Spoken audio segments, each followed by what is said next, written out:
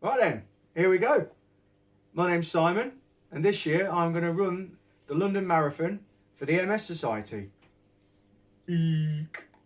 Right, what I'm hoping to do each week is to upload a video to talk about how my fundraising's going, how my training's going, just keep you guys in the loop. Maybe I'll have no one watching, maybe I could have a couple, I don't know how it's going to go. So hopefully every Sunday there'll be a video come up. Right, I had a phone call a couple of months ago now from the MS Society asking if I'd like to run the London Marathon and fundraise for them this year. At first I was a bit shocked, but after thinking about the reasons why I'd like to run one again, because I lost my granddad last year, and I thought it'd be great to run it in his memory. And thankful for the MS Society for giving me the opportunity to do that. Along the way, I've got to raise £2,000 for them. But say at the moment, I think I've got £400 so far, so I'm 20% of the way there. It's the fundraising part of it is quite tough. But if you'd like to donate, there'll be a link in the description. Just click on there, chuck £1 in, chuck £10 in, more if you like. Obviously I know because of COVID and things, people have been struggling, but every little helps, as Tesco would say. But I think they say that anyway. Anyway, so that's a bit of an introduction. I'm going to have the reason I'm starting today is because my training will start on the 31st of May, which is Monday, tomorrow, and it's going to be an 18-week training plan. As part of that training plan, there'll be two runs in midweek, which will be easy runs, which the idea of them is, to recover your muscles and just get a bit of blood going through them, recover the muscles from your long runs that I'm going to be doing at the weekend. For instance, this week I'm going to have a 30-minute easy run, a 40-minute easy run, possibly Monday, Wednesday or Tuesday, Thursday. And in the weekend, I should be doing an hour and 30 minutes, closer to what I hope would be my marathon pace. And then each weekend, that amount will go up by 15 minutes. Then every fourth week, it will drop back 15. So for instance, you'll go hour and 30, hour and 45, 2 hours, 2:15, back down to 2, then 2:15, you get the idea. But say each week, I shall let you know what I've done this week and what I'm going to be doing next week regarding my training. It's going to be tough this time. I did it 2 years ago, which I'll talk about that in a moment. But the training was through the winter, so it was cooler, bit of rain, it was nice. Whereas this is going to be training throughout the summer. Last time I had a few training partners as well, because I had a friend who was doing it. So that made it a bit easier because there was always somebody that would go out with me. This time, probably it's going to be a lot more, it's going to be on my own. But hopefully I'll get the wife out on a bike and she can join me for some of the longer ones. So yeah, I did it. So it was 2.5 years ago. Again, I ran for the MS Society. That time was in the memory of my grandma. We lost her in 2016, and she was the reason I started running. And I just started out wanting to hit 5k because at that time I was about 16.5 stone. In the time I've been running, I probably lost 2.5 stone. Which obviously that's a nice part of doing the running. And then the last year's been tough because of COVID and things. There's been nothing to aim for, so doing the marathon again this year is giving me a reason to actually get out and run 3 times a week, rather than just running so you can have some chocolate and beers at the weekend or a takeaway. We're talking of beers. This is just having a nice punk IPA tonight. So this is the last weekend beers really. So it'll be 18 weeks training and 18 weeks off the beers as well, which I think that's probably harder than the training, But so my last marathon I did 2.5 years ago. I finished that in 4 hours 27 and 3 seconds. It was amazing day really. Early start, about 7:30. We got the underground. It's great for marathon runners because all the transport on the day is free. So we got down to, I think it was Tower Bridge Station, London Bridge Station, something like that. And you're walking through the train station, and there's shopping trolleys full of bananas and energy drinks, and all the staff there was just, it's just the whole of London was just that weekend, well that day was just geared up for the London Marathon. Then when you get down to Greenwich Park for the start line, I mean we had a great photo of the MS Society last time. Here it is now. And we had a lovely view behind us. You can't really see it, but you're overlooking like the city of London and the Thames. So then you go through the gates into the start area, and I met old Radzi. He was a good lad, Radzi. We had a little chat with him. The girls were a bit jealous because they like him off the telly.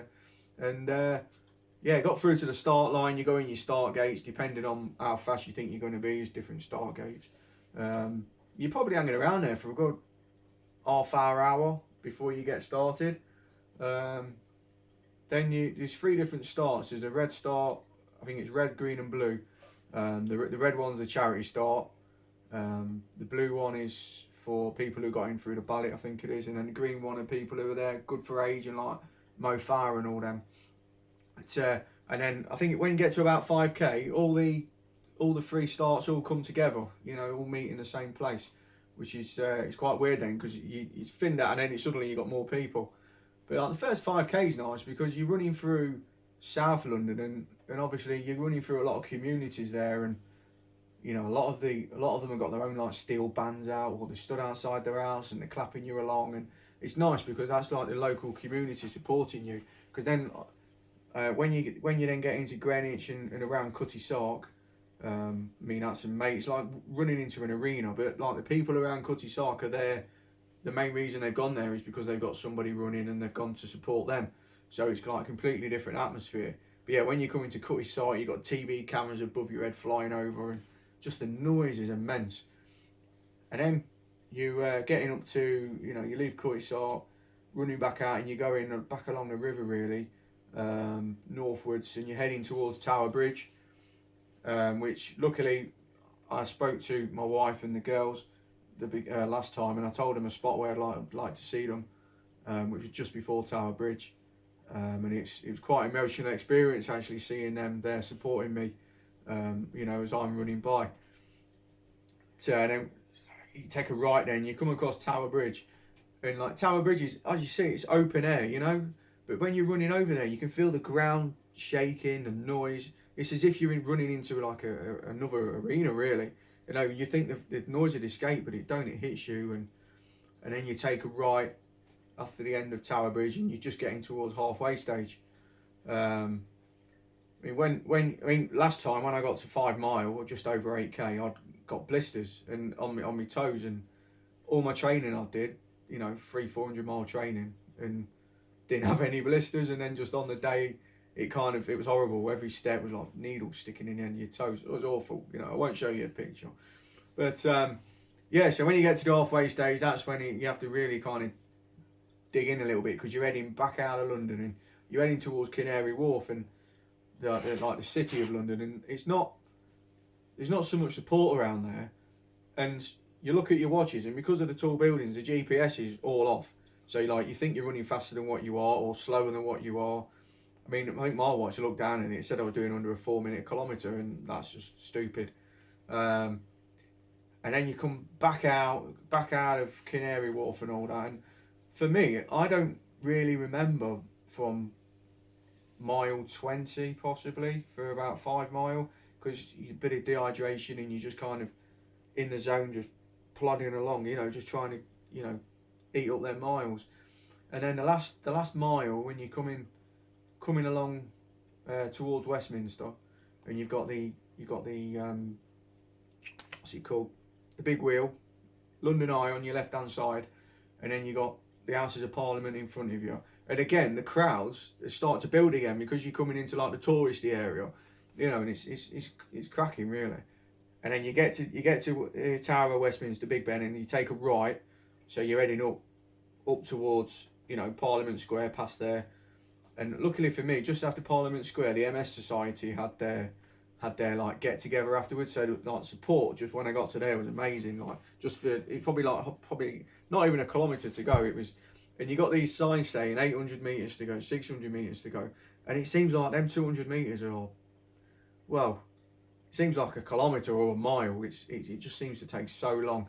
And then when you get to the top of, you get Buckingham Palace in front of you, and then you take a right, and the Buckingham Palace on your left hand side.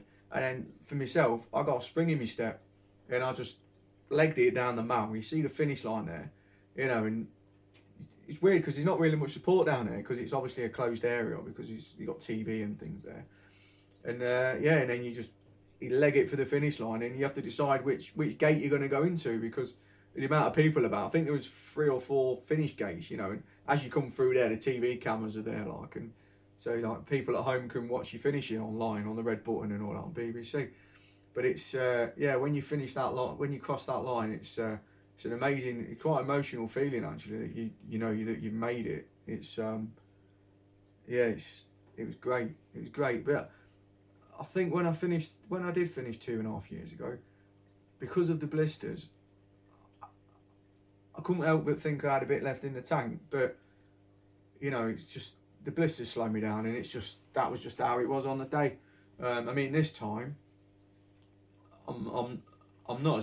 my starting point isn't as good as 2.5 years ago because looking back to that, I was running 10 miles and half marathons every week. Well, not every weekend, every other weekend, and I was a lot fitter back then. But I say because of the last year with COVID, I've been going out a few times a week still, 3 times a week, 2 times a week, but not the distance that I was doing back then.